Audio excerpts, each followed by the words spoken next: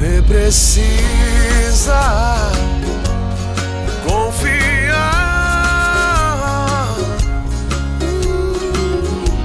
Você precisa se lançar.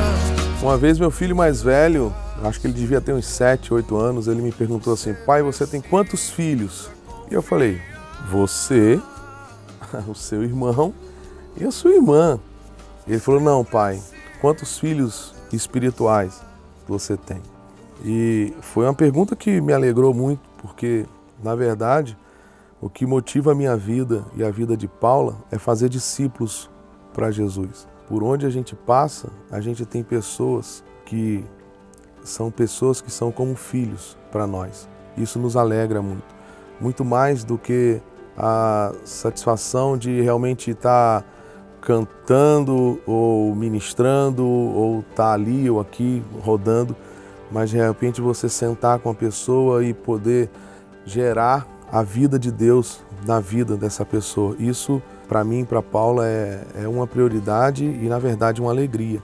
Esse nome, Pai Espiritual, essa coisa e ser meu discípulo, em determinado momento da igreja foi um pouco prostituído. E eu confesso que eu tenho até um pouco de dificuldade de falar, não, ele é um filho, né? Porque as pessoas às vezes levam naquela questão de que ele me presta conta de tudo, ele me fala tudo, ele me diz tudo, ele só faz o que realmente eu mandar. E essa não é a paternidade bíblica, essa não é uma paternidade espiritual, isso não é o que a Bíblia nos ensina. Eu sou privilegiado por Deus porque eu tive um pai que, além de ser meu pai físico, ele foi um pai que me instruiu no caminho do Senhor.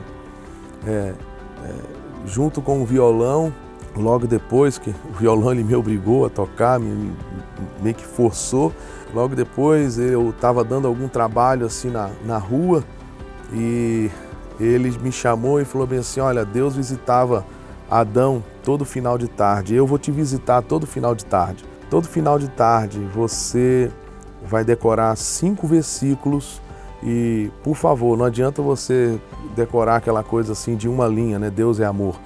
Mas você vai decorar 5 versículos e eu vou tomar isso e você vai ter que me dizer isso. E eu lembro que eu falei para ele: pai, eu não consigo nem decorar as coisas na escola direito. Ele falou: não, você vai decorar. E eu lembro que quando ele entrou assim pro quarto, a minha mãe virou para ele e falou bem assim: nossa, ele vai acabar ficando revoltado com a Bíblia. E ele falou bem assim: não vai ficar revoltado, porque eu estou fazendo com amor.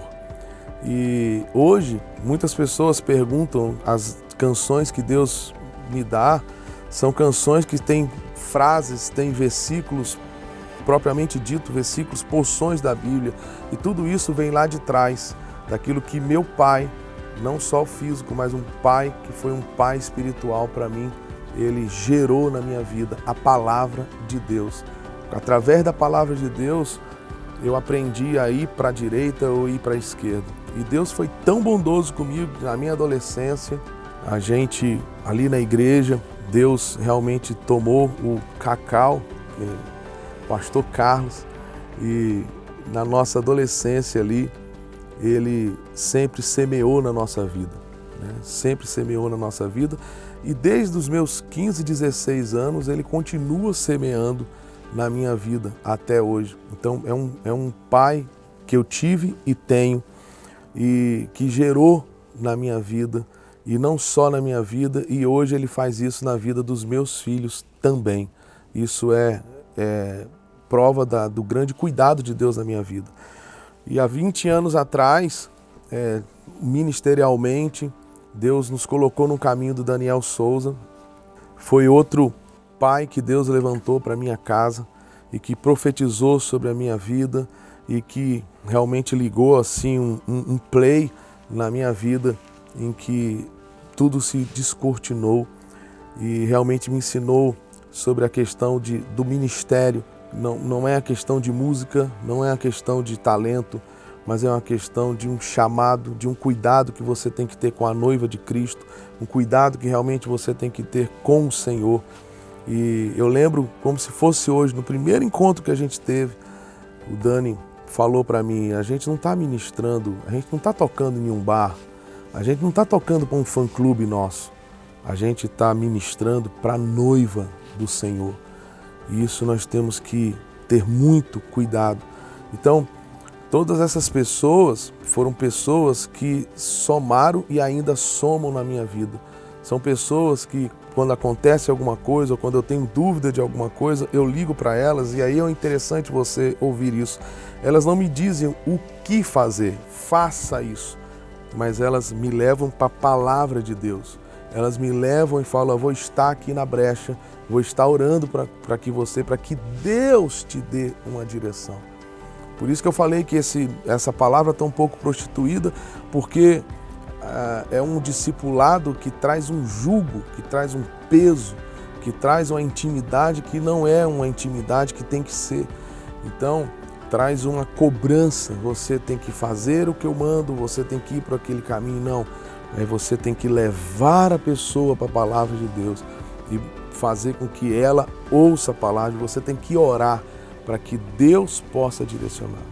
Então, para mim, paternidade espiritual é exatamente isso, é esse cuidado, é esse favor que Deus levanta algumas pessoas, que Deus, ao longo da sua vida, Deus vai levantando, às vezes 1, 2, 3, que vão gerando na sua vida. E a coisa mais interessante é que essas duas pessoas que eu citei, elas não se conhecem assim intimamente, mas são os mesmos valores, são os mesmos caminhos, são as mesmas pautas, é o mesmo cuidado, é a mesma direção. Tudo isso porque todos nós estamos ligados ao Pai, esse Pai que está nos céus e que direciona todas as coisas.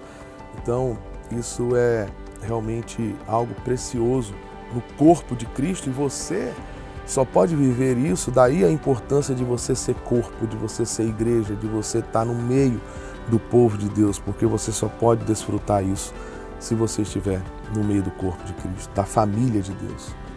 Uma vez aconteceu algo muito ruim na minha casa com os meus filhos, e normal de criança, e faz parte, né, do roteiro de ser pai, ser filho. E eu lembro que antes disso eu estava orando muito sobre aquele texto, converterei o coração dos filhos ao coração dos pais e o coração dos pais aos corações dos filhos. E eu lembro que eu estava nas minhas viagens, às vezes no hotel, e eu sempre orando sobre isso, sempre orando sobre isso. E aí quando Paula me ligou e falou o que tinha acontecido, logo me veio esse versículo, eu falei, Deus, caramba, eu tenho orado para que o Senhor converta o meu coração, o coração dos meus filhos, e isso é uma coisa que veio chatear, veio perturbar, veio manchar, né?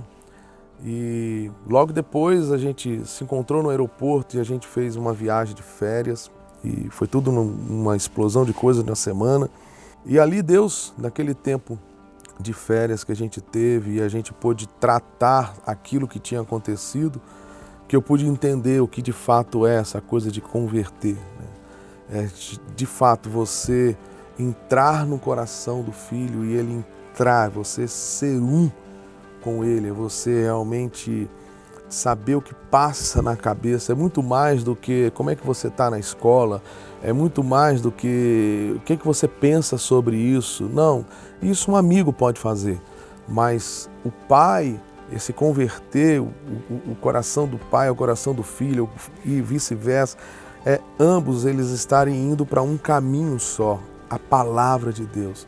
E olhar o que a palavra de Deus nos revela sobre ser pai, ser filho, como que nós devemos nos comportar, como que nós devemos ser, ou seja, tudo voltado para Jesus, tudo voltado para o modelo que é Cristo, o Filho de Deus, o primogênito de Deus, aquele que realmente foi prometido, aquele que foi que deixou tudo para morrer por mim, para morrer por você e para agora sermos juntamente com Ele herdeiros dessa grande promessa.